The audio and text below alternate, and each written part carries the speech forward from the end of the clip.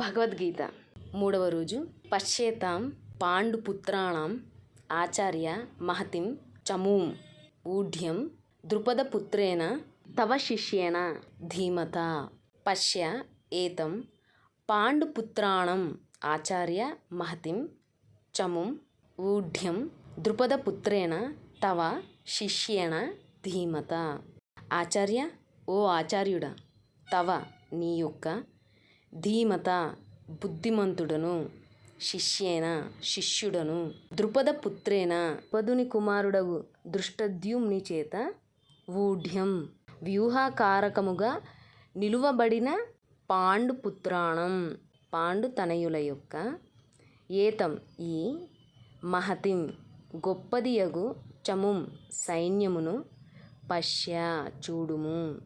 ఓ ఆచార్య, బుద్ధిమంతుడైన మీ శిష్యుడను ద్రుపదపుత్రుడను అయిన దృష్టద్యుమ్ని చేత వ్యూహాకారముగా నిలబడిన పాండవుల ఈ గొప్ప సైన్యమును చూడుము.